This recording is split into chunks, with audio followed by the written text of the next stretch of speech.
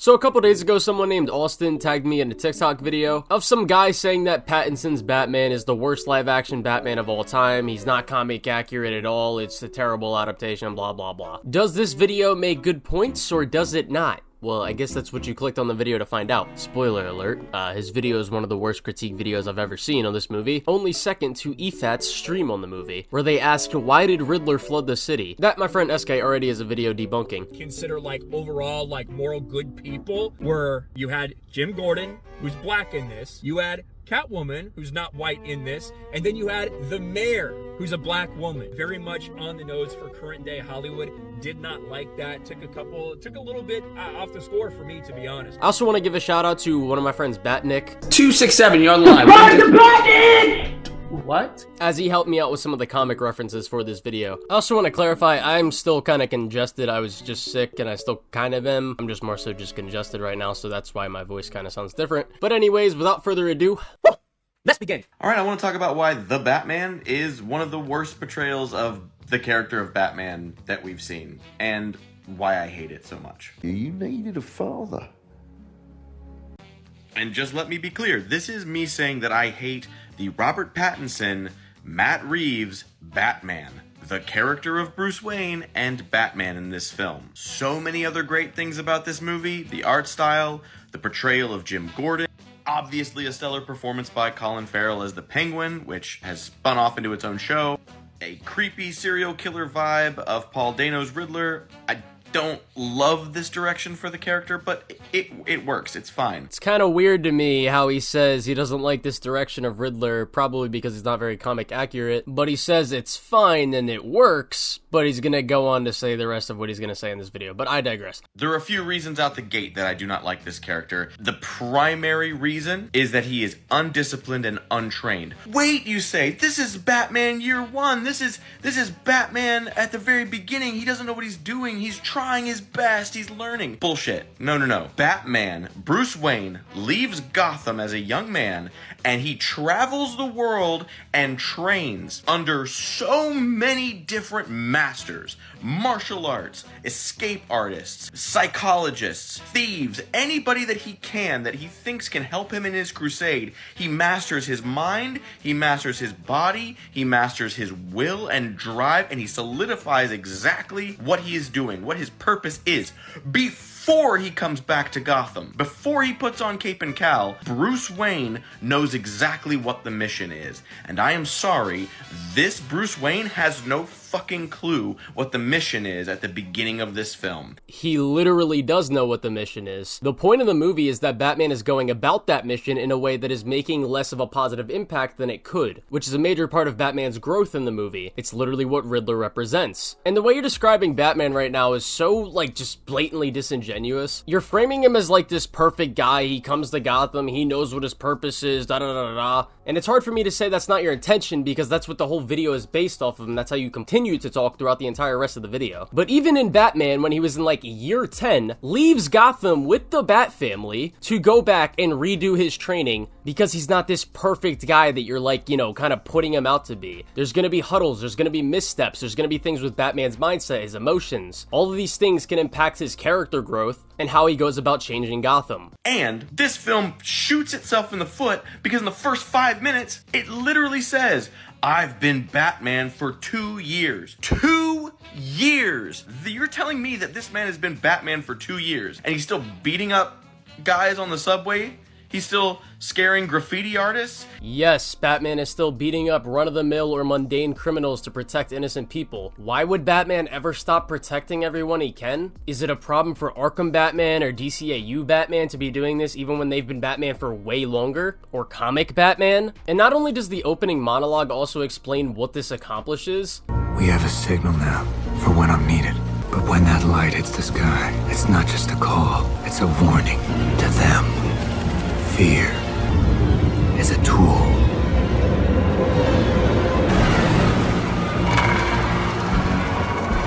They think I'm hiding in the shadows. But I am the shadows. But let's have a look at Batman explaining to Robin, and now you, why he's doing this as well. He's getting away, let him. But shouldn't we? We've got enough of them here. We trade in fear, Robin. We let a few go and they spread the fear. He hasn't even touched the mob, right? He hasn't even touched crime in Gotham. He hasn't even touched the mob?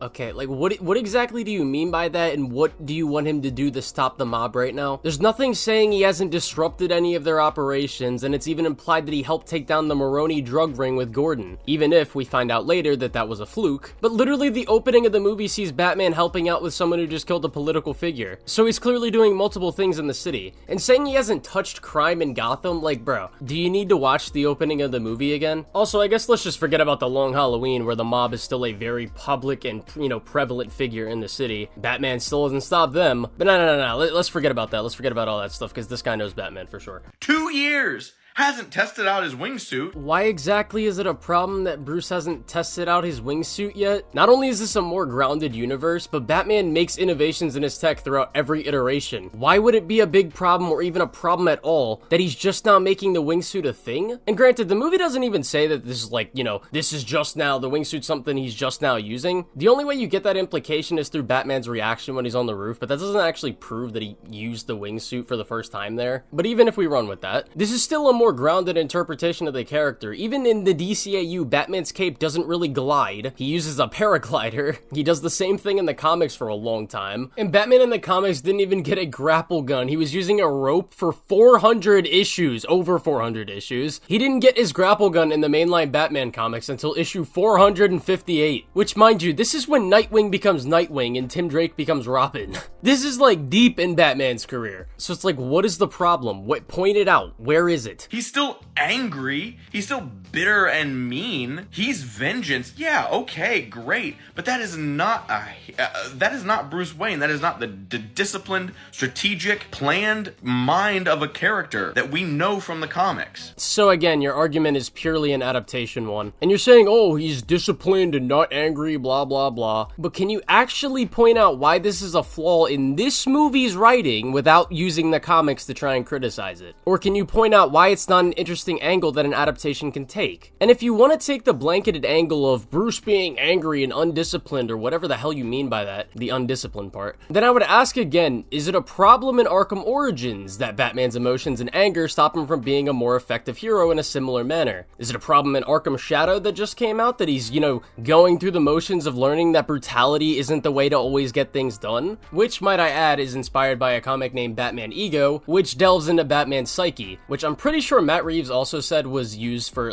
inspiration for him. I can't find that quote directly, but I do remember seeing something like that. I also remember him saying that he was inspired by the Long Halloween, Batman Zero Year, and Batman Year One. But anyways, in Batman Ego, it basically delves into the psyche of Batman and kind of shows that the shadow part of himself, which is the parts of ourselves that we hide and lock down, and it's not fully conscious, or it's part of us but we don't really notice it consciously, and that's the vengeance part of Batman, the one that wants to kill criminals. And even if you want to take the stance that it's not comic accurate, you're still wrong, because there are still comparisons from the comics that can be drawn to this movie that show Batman being worse or making mistakes because he's not being disciplined, quote unquote. One, in Batman Zero Year, Bruce is sending a message to Alfred telling him that he was right in saying that Batman has to stand for something good. But before in the story, Bruce didn't show much concern for what Batman stood for, or even what Bruce Wayne stood for, which is literally a part of his growth in the Batman, by the way, verbatim. And he admits that Batman should be a symbol of hope. He learns how important it is, and later admits that being the symbol for people is what makes him happy, and that is his purpose. There are instances of Batman being a bit more brutal in Batman Shaman, where Bruce breaks a thug's arm. In Batman the Dark Knight, where he's much older, he basically cripples Penguin to find his childhood friend that was kidnapped, and he becomes extremely upset and rageful when people die or are seriously hurt, especially for no reason, similar to the opening fight in The Batman, where these guys are beating up this random dude for no reason. And when Catwoman is almost killed by a Riddler goon, even if he was shot full of adrenaline,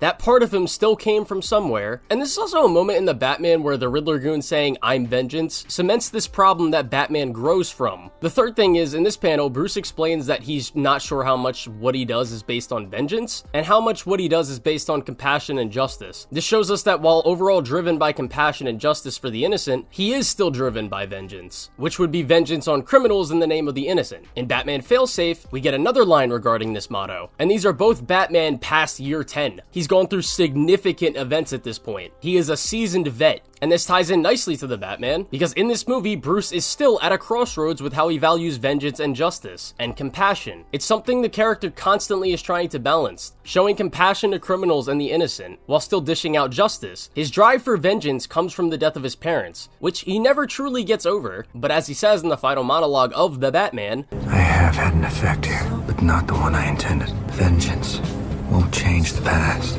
mine or anyone else's. I have to become more. People need hope and know someone's out there for them. Which is him embracing the more compassionate side of himself, and how he comforts the woman being lifted off. And even throughout the movie, you can tell that Bruce is not just vengeance, vengeance, vengeance. He clearly has compassion, which is like the biggest thing with his no-kill rule. Like the fact that he stops Selina from killing Falcone.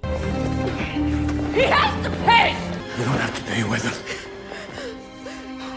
You paid enough. Even after he just learned that Falcone might be the reason that his parents were killed, shows that he's not just vengeance, vengeance, vengeance, he still has that compassionate side of himself. It's just a really hard balance for him right now, especially in year 2. The fourth thing here is another example of Bruce being arrogant and stubborn. He wants Bruce Wayne, quote unquote, to remain dead because he only believes that the mission matters. He refuses to listen to Alfred's advice, and this ultimately almost gets him killed and his apartment gets burned down. This is not only part of the beginning of his arc in the Batman, but it's also similar to Alfred and Bruce's dynamic in the Batman, which he's gonna criticize later, so, you know, keep that in your head. The fifth thing here is, once again, in Batman Zero Year, when Bruce is investigating a series of murders, he gets caught in a trap by GCPD who are currently hunting him, and he barely makes it out alive, again, showing that inexperience. And he tries to work alone during most of the investigation, until he finally accepts help from Gordon, and in these 2 pages, he gets upset at Gordon because he believes he's dirty and corrupt, and he disarms him, takes his gun, and points it at him. Another example of Bruce letting his anger get the best of him and being reckless in his younger years. The seventh thing here is again another example of him being overconfident and reckless, and he gets his ass kicked by a bunch of random dudes. My eighth example is where Batman takes a moment in Jim Gordon's backyard after failing to save a close friend of his, and he admits that he let his anger get the best of him. Again, this is a veteran, this is like a year 15 Batman, over year 15, and it was a big failure for him, and it drives the next few issues of that run. The ninth thing is, Batman is talking to one of his security guards about her carrying a gun. She believes he's being childish and irrational, and mind you, Bruce is still dealing with, you know, what I just talked about in the last example, so he's a bit hot-headed. And he later apologizes to the same girl because he realizes that he was in the wrong. Again, this is a veteran Batman, still dealing with this kind of stuff. 10, another example of Batman admitting that he's acting sloppily and he's getting, like, you know, outsmarted by the current villain he's fighting. 11, another, like, just pure example of how, like, comic accuracy in the Batman. This is a story about how Thomas Wayne might have been in a league with a crime family known as the Moxons, which is obviously, you know, similar to the Batman. And in this story, Bruce shows doubt in his father and later realizes that he wasn't in a league with a crime family. This, just like the Batman, shows how important, like, his father and his ideals are to Batman. In the scene with Alfred where he's in the hospital, he says, all these years I've spent fighting for him, believing he was a good man, showing that, you know, Batman's morality and, like, why he's doing what he's doing, and, you know, earlier in the movie saying this is his family's legacy when talking about Batman. It's just showing that everything he's doing is inspired by his father, exactly like the comics. And then finally, this is multiple examples, but in Batman, if you watch Batman Year 1, you just know Batman is reckless from time to time and not the best due to inexperience and emotion at points. And also in Batman Year 1, when he comes back to Gotham after he's been gone for so long, he actually doesn't really know how to, you know, pursue his crusade. He's confused on how to start, and he thinks he's not ready. I'm not ready. I have the means, the skill, but something's missing. I have to wait, but I'd rather die than wait another hour. I've already waited 18 years. 18 years. Since all sense left my life. Even if Batman Year 1 is technically not canon anymore to Batman, but you get the point. Saying Pattinson's Batman isn't accurate is just blatantly wrong, and framing him as this disciplined, perfect guy who knows the mission and doesn't have any missteps really, he's not in it for vengeance ever, it's like framing the character that way is just really disingenuous, and the examples that I just provided show that he's not like that even when he's older, and even though those last final points kind of just, you know, discredit the rest of the video, we still got more to cover, so let's keep going. He honestly shows us the worst tropes of Batman that the public has come to, like, make fun of in both his Bruce Wayne and Batman. As Bruce Wayne, he's a billionaire that absolutely refuses to do anything to help Gotham. The mayor literally comes up to him and says, begging him, hey, you're a billionaire, you're back in Gotham. Would you please help out? Would you please do something with your money? Like, actually start helping the people of Gotham? He flat out refuses, ignores her, walks away. Batman already knows millions of dollars from his family and his father's renewal fund are at play in trying to make Gotham a better place. So naturally, Batman doesn't think just throwing money at things will make these problems disappear, and they literally won't. Hence why he's more concerned with being Batman and dedicating most of his attention and resources to that. You can't just give someone like the Joker $1 billion and he's just gonna become a good guy and things are gonna be all better. Even the Penguin show follows up on like a very similar aspect. He's like pretty rich now at the end of that show, and he still wants more power in the city by the end of it. And mind you, this is a year 2 Batman still. I'm sure the Batman 2 can, do more stuff with like following up on the renewal fund and Bruce doing more, philanthropist things in doing what he thought the renewal fund was already doing before he learned the truth about it. And as Batman, he's far more interested in brutally beating the shit out of these low-level thugs than he is actually planning and strategizing and taking out strategic targets in quick and effective ways. He's a brawler. There's no stealth. There is no fear planted in people other than the fact that they're just gonna get beat up. He's not creating a persona. He walks right through the club. There's no theatricality. He's just a blunt object. And that is so unlike what Batman has trained himself to be. The level of fear and awe, the shock and awe, that he's elevating himself to something beyond human in the minds of the criminals of Gotham. We don't get this. We get man in a suit who is beating up people.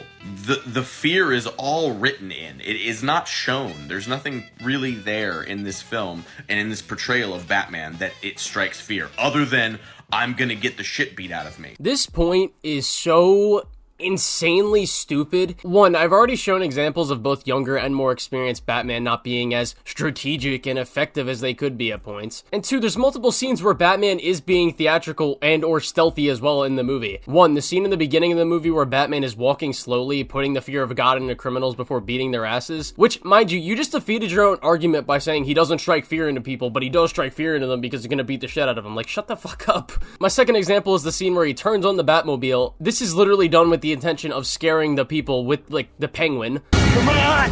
Come on! This guy's crazy! And during the chase, he literally lets Penguin shoot at his windows as he stares at him, knowing it won't do anything. But nah, bro, I guess that's not theatrical enough. Got you!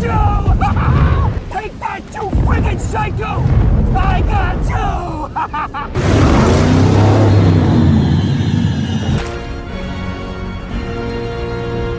Third example is when he goes into the Iceberg Lounge. At the end of the movie, he's literally using both theatricality and stealth while strategically turning the lights off and making things easier. And the fourth example is the fucking bat signal itself is an example of theatricality, and he spells it out to you in the beginning of the movie. And another thing he says for one of his examples of no theatricality and no persona or whatever is Batman walking through the club beating up anyone till he gets what he needs to, like, where he needs to be. At that point, it just defeats itself. The moment you look at what Batman is doing and what he says in the beginning of that part of the movie, he literally walks up to the door saying, "You know who I am?" and beats the shit out of everyone in that club that, like, gets in his way. This is the persona he's putting up. He's the guy that will beat your ass if you prey on the innocent or contribute to making the city a worse place, or get in his way while he's trying to do that, which strikes fear into a lot of criminals already. Obviously not every criminal, because that's just not going to be possible. There are always going to be people who are just going to do stuff no matter what, but, like, literally the opening of the movie establishes this. The fear that he puts into people, and this persona. It's like you literally didn't pay attention at all. So yeah, no training, nothing that indicates that this Bruce has had any kind of dedication. He has no goal or purpose other than he's acting out like a child. He's enacting his vengeance on Gotham because he's angry at what happened to him, which, let's be honest, the young Bruce in the comics, yes, he's still holding on to the love of his parents, but he's using that to fuel his crusade to make sure that doesn't happen to anyone else. This isn't about anger or rage. His he finds a way to move through that. He balances that out. He passes through that, and he becomes an instrument of protection for Gotham. The best Batman, the best way that he is written as a hero is that he's not out for blood. He's not out for vengeance. He's not out of anger or rage. Wow, thank you for describing the Batman that you wanted and what we got in the movie, and the person that Batman grows into literally in the movie. What a phenomenal criticism of the adaptation and writing of the movie. And again, I've already showed instances of Bruce even being in it for anger and vengeance at points, and acting emotional, even when he's much older, struggling with the balance of compassion and vengeance. This guy must really hate this quote. Bruce, No, not now. you are a disgrace. No, you are not my father. I am not a disgrace. I am vengeance. I am the knight. I am Batman. I am vengeance. I am the knight.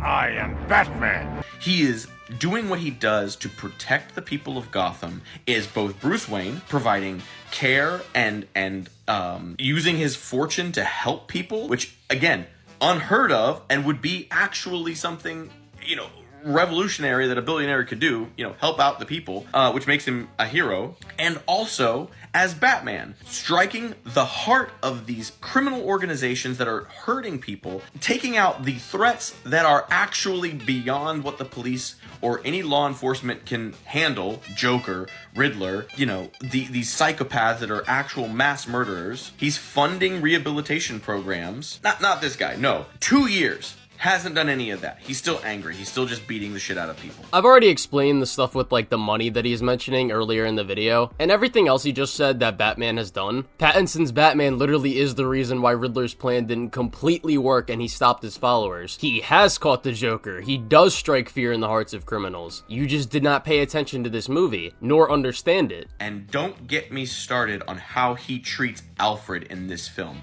This is unacceptable. Alfred is like a second father to Bruce. He is his confidant. He is his support. He is his guide. He is his mentor. He treats this man like absolute dog shit. And you had Andy Serkis playing Alfred, and you blew him up because you had to have some reason for this whiny man-child of a Bruce Wayne to give a shit about him. Batman is a dick and brushes off guidance of not only Alfred but also the Bat family at multiple points in both the comics and multiple pieces of Batman media. And it's something he struggles with and grows from in multiple pieces of Batman media. And it's often due to things like fear and or being too stubborn or arrogant to listen. Let me just read this out for you. Just answer me this, please. To what end, Master Bruce? How can you ask that? Easily. You do all this for what? Damn it, Alfred. So no one has to go through what I did. That's why. That's the mission. You misunderstand me, sir. That's not what I meant. I was referring to, look, I have to go. Very well, I'll get in the car. Actually, I'll drive myself. It's not your war I take issue with. Can't you see that? I fought wars less noble, believe me. It's how you're fighting it. What about it? Spit it out already. I just did. If only you'd stop and listen. I take issue with, no, just say it, Alfred. For once in your life, don't be polite. Just say it, damn it. I take issue with your cowardice, sir. My cowardice, nice. I'm out there risking my life to take down a gang that's rotting this city from the inside out. The city my parents loved and fought to protect. Fought for in public, Master Bruce. You fight as a ghost and let Bruce Wayne rot. Even as Wayne Enterprises, your family's legacy to this city is being run by sad, angry man with no purpose but glory. You refuse to return to your home thinking it's apart from Gotham, yet the lifeblood of the city runs beneath that house. I mean, for goodness sake, the Red Hood gang is now using Wayne Industries weapons. If that sentence alone doesn't open your eyes to their blunder, then I think that your parents, well,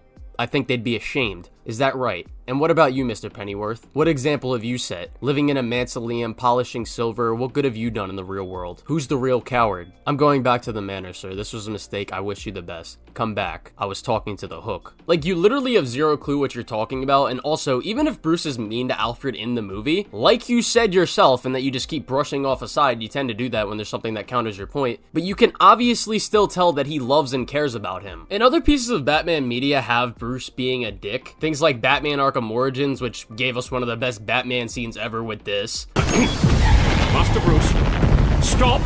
Master Bruce, Bruce, I will not in good conscience allow you to go. You're outmatched by these assassins. What? You're not some hardened vigilante. You're a young man with a trust fund and too much anger. You're in over your head, and I don't want this to be your end. Alfred, who do you see when you look at me? The boy whose shoes you used to tie every morning? The teenager you drove to his first date? While you are here every night, I am out there. The only thing between the innocent and the predatory. No, not maybe. I am. When the mugger or the thief stops to think twice, that is fear. That is what I am. That is why they hired assassins, because I am the reason the criminals breathe easier when the sun rises. So no, Alfred, I am not in over my head. Tonight will not be my head, but it will be theirs. In Batman Capes Crusader that came out this year, Batman's a dick to Alfred, but, you know, their relationship grows as the series progresses. Like, acting like Bruce is never a dick to Alfred, especially in younger years, it just goes to show you just don't know what you're talking about. And again, you haven't actually provided a reason why it's actually bad writing. You marketed this as a detective story. He's not even that good of a detective. He didn't even know what a fucking carpet tool was. Right? That's the murder weapon. That's the first thing you look up. You had to write in all these little weird codes and computer tricks and URL little cheeky things to make it seem like he's a good detective. He's not. Absolutely bad detective. It actually makes a lot of sense that Batman, a person who came from money, wouldn't know about a tool used to install carpets. I grew up broke and I didn't even know what that was. And I don't know why people who parrot this point act like this is genuinely some easy thing for Batman to figure out exactly. This murder weapon was at the beginning of the movie, and Batman didn't find this tool again when it was actually, you know, relevant to solving the case, and he wasn't able to pick apart the pieces until he's been through a lot of stuff this movie and finds that tool again at Riddler's apartment. And Batman coming from money is also a point made by Selina and Riddler when they both unintentionally invalidate his trauma at points in the movie. It's another part of his character growth in the movie. Selina explains to Batman why people like her or Annika do crime to get money, and Batman understands it, but he's still naive in his perspective that it's just so easy to do the right thing all the time. And when Riddler is saying to Batman that Bruce Wayne doesn't really know what it's like to be an orphan, and he's right in the sense that while Bruce had severe trauma, he never had to deal with the same kind of struggles people like Riddler did, because he did grow up with a silver spoon. So there's gonna be certain things he's gonna be naive to. It's actually a really big thing between the Batman and Joker's dynamic. If Batman didn't have what he had growing up, and he still had that one bad day, who knows if he would have ended up like Joker or not. And he also luckily had someone like Alfred to be there to support him. He loses big time in this film. This Batman loses. We saw a Batman who was a loser, right? Riddler's plan worked out just fine. He blew up the dams of Gotham, flooded the city. In the first superhero film, in the first story of your hero, sure, he might be green, he might be completely untested, you might fail and fall, but you don't fucking lose completely. Please explain the problem with Riddler winning in this movie. Like, I'm sorry, but it's just lasting consequences for Bruce making the mistake and, you know, going about his justice crusade and vengeance crusade the way he's doing it. How is that not interesting? And even if Riddler's plan worked, Batman still stopped it from being even worse at the end of the movie. And at the very end, yo, he saves people. He starts to become a hero. Starts to become a hero? That's the end of the movie. Oh, he's got somewhere to go. I don't want to see a hero, a Batman that has somewhere to go that far. He doesn't have to go that far. He should at least be ready and helping people from the beginning. You're genuinely a moron. He literally is helping people in the beginning, and that's the first thing we see him doing in the movie as Batman. And the point isn't that he becomes a hero at the end of the movie. The point is that he learns he needs to be a better hero. He needs to be a symbol of hope that inspires good and safety, as well as a symbol of fear at the same time, so that more people like Riddler don't take his actions in the wrong way and do what he did. There was no moment I wanted to stand up and cheer for that Bruce Wayne. That's not a Batman. I don't want to see him grow into Batman. Not that far. He needs to have already started out with some of that dedication, some of that plan, some of that drive, some of that will that we see in Batman in the comics and in the animated series and those great shows that we know and love, the reason we love Batman. Right? Funny how he mentions B-sides, yet Batman in that show has character traits of Pattinson's Batman, even when he's been Batman for way longer. And I hate it. I hate that is the public perception. I've seen so many posts of, this is the most screen accurate Batman that we've ever seen. This is the most comic accurate. Stop lying to yourself. This is the best Batman we've ever seen. No, it's not. Ben Affleck's was better. And...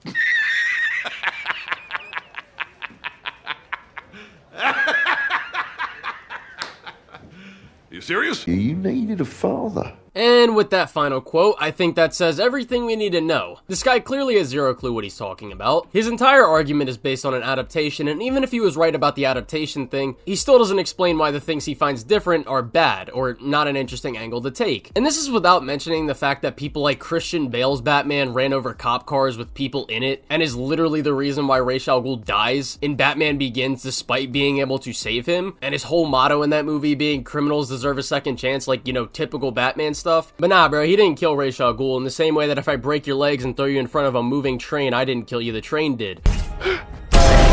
Which is far more egregious than any issue that you could ever point out for Pattinson's Batman. And there's also points in Batman Begins where he brushes off Alfred as well. Or what about in The Dark Knight when he tries to save Rachel instead of Harvey out of emotion, even though Harvey would obviously be the more effective person to save in terms of helping Gotham, which is, you know, the mission. Or how he rams this garbage truck into the ceiling, which could have easily killed this guy out of emotion. And granted, I don't think either of those things that I just mentioned about The Dark Knight are actually problems with that movie, because there's obviously context that justifies the Rachel thing, and with the truck driver, he's very emotional right now because of the Joker. He almost kills the Joker after this. But this guy should have a problem with Bale's Batman doing those things. And I don't even think I need to mention the fact that Keaton's Batman literally kills people, and Batflex not only does that as well, but he has a character arc that makes literally zero sense in BVS, and it makes no sense why Batman changes in that movie. Martha, oh my god, my life has changed, even though you just told me information that I should already know. But that's gonna be the end of this response video. If you enjoyed it, I would appreciate it if you become a channel member for as little as $1 a month, and you will also get my videos early. I thank you all for watching, and yeah.